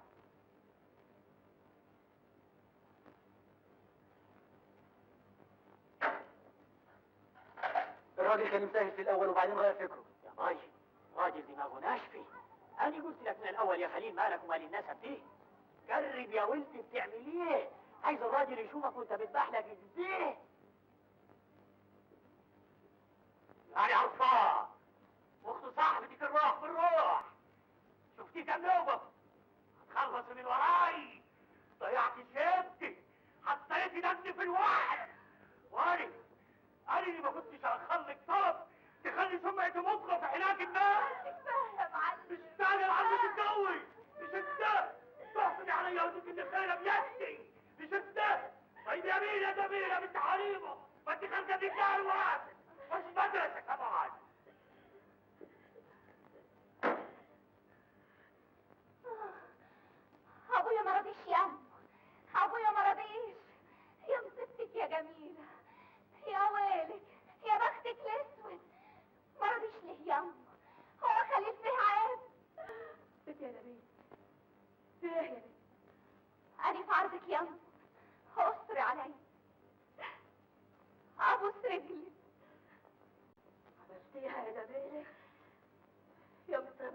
عليك يا فضحتك يا ويلك يا سواد. ان جديد يا أم، خلى ابوي يوافق على خليل. يوافق بعد اللي حصل يغير كلمته؟ ما انت عارفه ابوك، ما انت عارفه ابوك. انا هتجوز جميله، انا هتجوز جميله، وما كانش بقدر ابوها هيبقى غصب عنه، وانا حسب الولاد في امر على ايديه، وبكره تشوف. ايوه معلوم، لازم تشوف لك صفه بعقلك.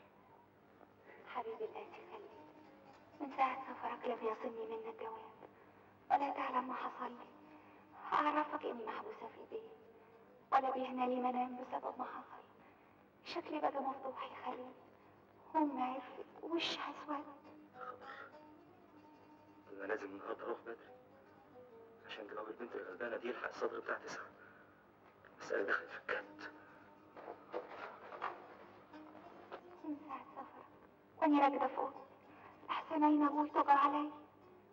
يا خليل الحكاية بتزيد وبطني عمالة تكبر ومصير أبوي يشوفها. لو كنت تشوف لي طريقة أنا في عرضك، لو تاخدني عندك بعيد عن هناك. عايش طول عمري خدمتك وتحت رجليك، أنا ما كنتش قادرة أخبي نفسي أكتر من كده. يا ولادي الايه؟ عملتوها من ورايا؟ امتى حصلت الحكايه دي؟ الواد لما يعرف انها حامل يشوف له صرفه. خد الصدر ده، الحق بيه قطر دلوقتي. ما انا لسه جاي من مشوار اهو، هيجرى ايه يعني لو استنى القطر اللي بعده؟ بقول لك القطر ده انجر امشي بحقه.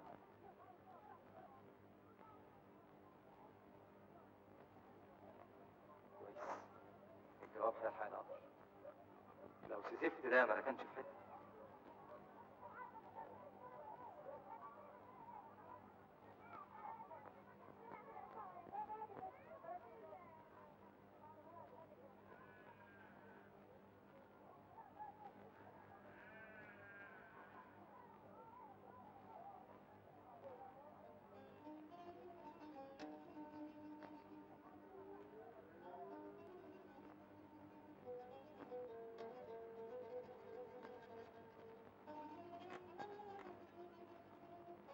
ملاك الحال، رجعت من عندكم وأنا يائس بعد مقابلة والدك العزيز، وتشاء إرادة الهنا أن أجد في انتظار جواب من زوج أختي يطلب مني الحضور لاستلام وظيفة اسكندرية. فرحت بها كثيرا وأسرعت بتسليم عهدتي في مصر. لهذا السبب تأخرت في الكتابة إليك، فأنا لا يمكن يا حبيبتي أن يشغلني عنك شيء. إني أكتب لك هذا الجواب من الإسكندرية بعد أن تسلمت وظيفتي الجديدة. أرجوك يا حبيبتي أن تكتبي لي من الآن فصاعدا على عنوان القديم في اسكندرية بنت عرفة. يعني الواد مش في مصر دلوقتي؟ طب والجواب اللي لسه البنت بعتاه؟ أما بخصوص الخطوبة فأعرفك أني سافرت من عندكم وأنا مصمم على الجواز أكثر، فلا يمكن أن أتصور أننا نعيش بدون بعض. وأحب أن أعرفك أني أبحث الآن عن شقة صغيرة تناسبني، وسوف أكتب لك بما استقر رأيي عليه. فلو فضل السيد والدك على عنادك فسوف أرسل لك في بحر أيام لتحضري هنا ونتزوج. فإذا كان هذا الجواب يوافقك أرجو أن تقولي لي هذا في جواب. وفي الختام ألف قبلة من المخلص لك على الدوام. خليل سعد. لا حول ولا قوة إلا بالله. القلوب عند بعضها زي ما يكون الواد حاسس باللي هي فيه.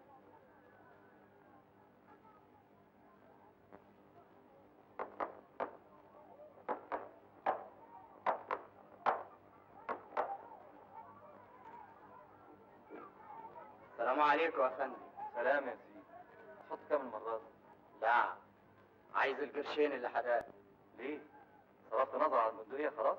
مالكش صالح يا فندم، أنا عايز 10 جنيه و80 قرش دلوقتي. مش ممكن يا لازم نبعت للعموم نستأذن عشان المبلغ أكتر من 10 جنيه. مين العموم ده؟ العموم يعني البوسطة العمومية في مصر يا بني آدم. أنا ماليش صالح في العموم، أنا أعطيك أنت الفلوس يدا بيد. فتحي عليه. وبعدين بقى؟ السلام عليكم يا ناظر البسطة. سلام يا سيدي. أنا عاودك الكلمتين. ما تقول يا سيدي وخلصت. العمدة هيسألك متى هتفضيله البيت. تاني البيت البيت البيت. ما كفايه وجع دماغ بقى. طب والله العظيم 3 يا سيدي. واللي خلقك وخلق العمده بتاعك وخلقهم النحس دي، ما انا سايب البيت ده بمزاجي. فهمت بقى؟ وتاني مره مش عايز اشوفك هنا، وبلغ الكلام ده للعمده بتاعك، وتفضل غور من قدامي بقى. ليه يا ناظر البسطة؟ انا غور. والله طيب يا عباس افندي. يا شيخ الغفر، ما تشوف لنا صرفه في الدور دي، وانت كمان يلا غور من هنا. انا ماليش صالح، وسيدي عبد الرحيم شكيك لي العمده. يا شيخ الغفر استني يا بي، اعوذ بالله. ايه ده؟ انا قلبي كان حاسس ان اليوم ده نحس من اول. طب والعمل ايه دلوقتي؟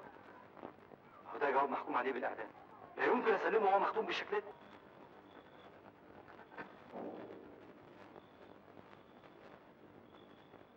وبعدين يا عبس، كده البنت مش هتعرف ان الواد رجع اسكندريه.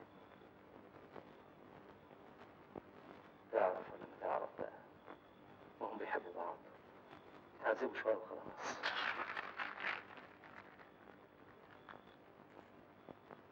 البنت حامل.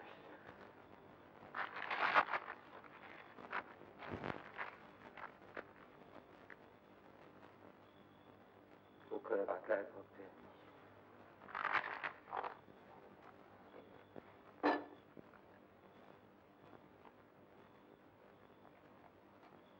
مؤكد هبعت لها جواب تاني.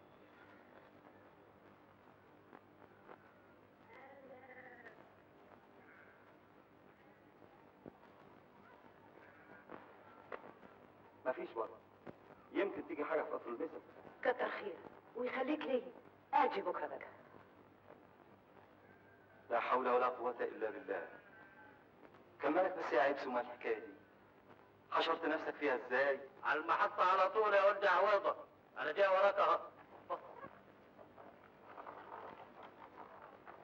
عليمه عليمه. نعم يا معلم. كيف حال بنتك دلوقتي؟ اهي راكده فوق لكن احسن شوي.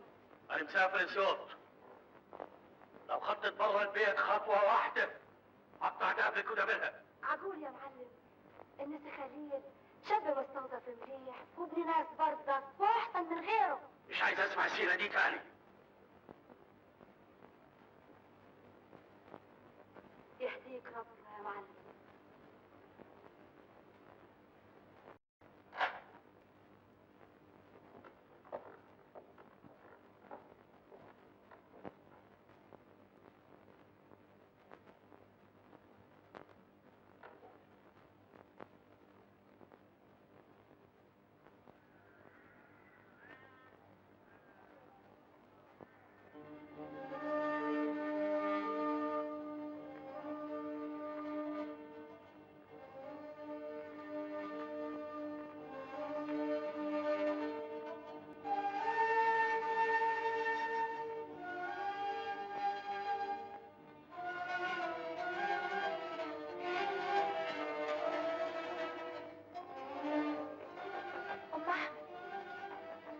أم أحمد. مين؟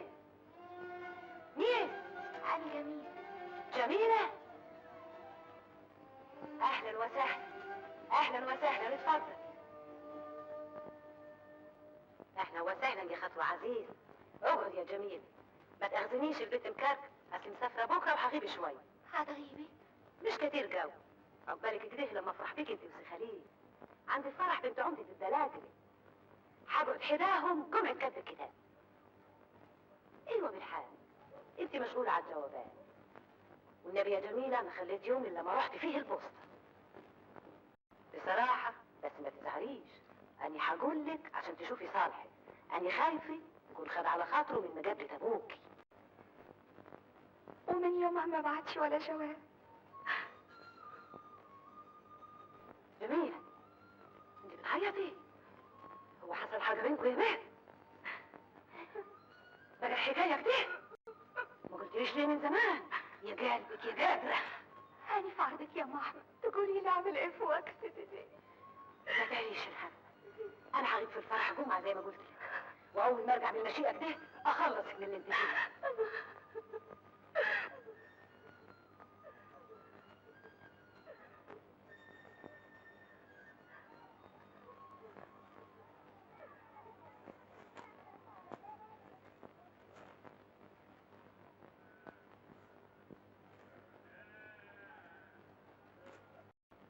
جواب سي امي وصل.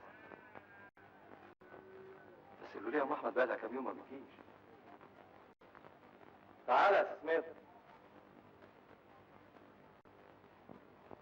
ودي الجواب ده للولية ام احمد. ام احمد مين؟ الولية الليونة دي اللي محنية شعرها وايديها. شايفك متوصي بيها شويه ام احمد دي يا فندم. ما تخليك بعيد عن وجع الراس وتسيبك من سكه النساوين دول. اسكت خالص. امشي خد الجوابات دي.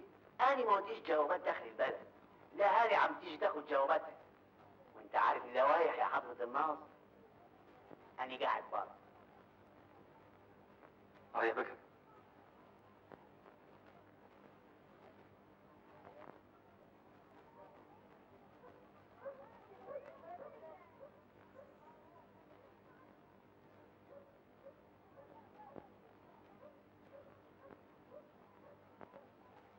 وعرفت يا حبيبتي القاسية علي جدا أني وجدت شقة على البحر، والمنظر من الشباك في غاية الروعة.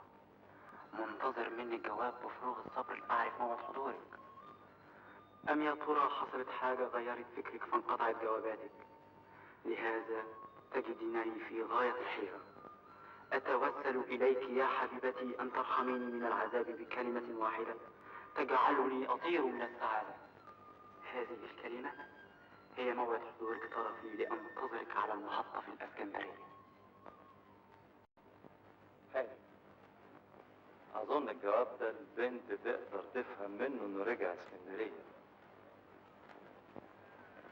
بس فين الولية يا أم أحمد؟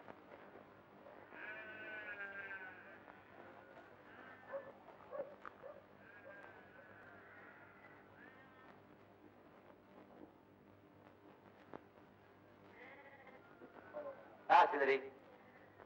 خش جوه خلي بالك لحد ما ارجع. هتروح انت توديه؟ بقول لك خش جوه. ما شفتش ام احمد؟ ما تعرفش ام احمد ساكنه فين؟ اوه.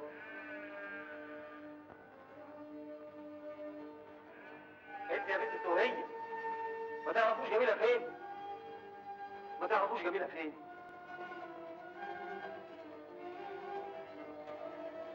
يا ترى انت فين دلوقتي؟ اللي ما انا عارف لك مكان. لا. هات ورقه وتعالى يا شيخ الغفر. وانت يا دسوقي خد غفريني معاك وروح اسمع لي محروسه بنت الشيخ مبارك وفرحانه بنت المعلم رضوان هي والبنات اللي كانوا معاهم. ما تيجي يا شيخ الغفر وروح مع دسوقي هيدلك.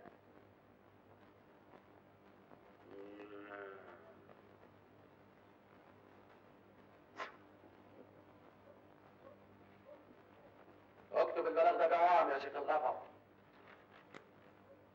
بمرور ساعة تاريخه بحر البلد حسب أوامر سعادة البيع المأمور ما أشعر إلا ورأيت سميطة عبد العال فراش المكتب.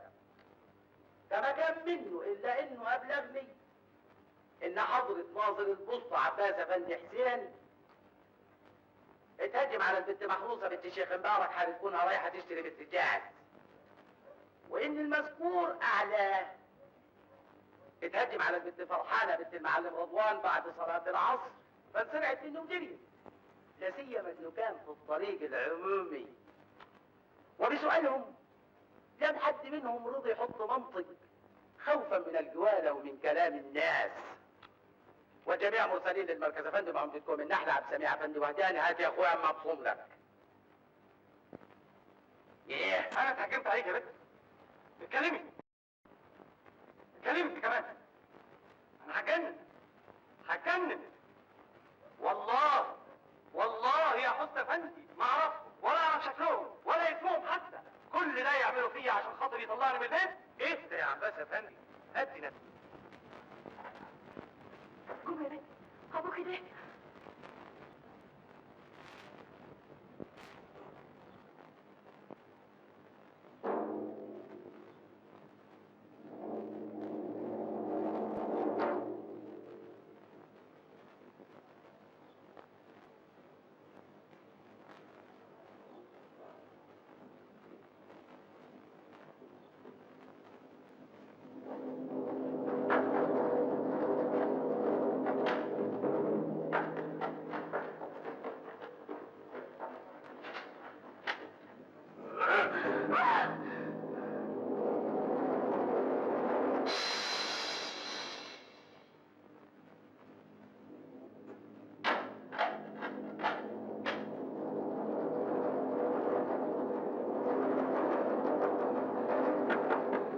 الحقني ياما، انا بعدك ياما.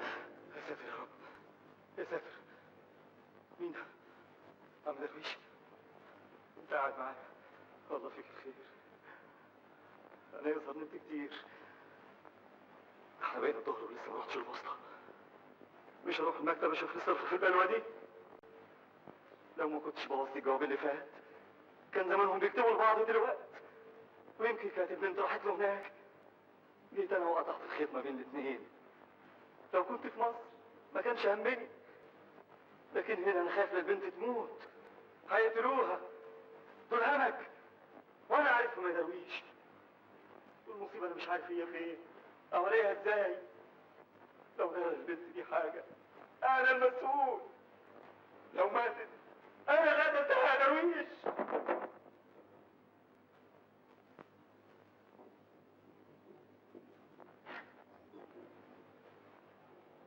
اعمل معروف يا معلم، اعمل معروف، ابوس رجلك. سمير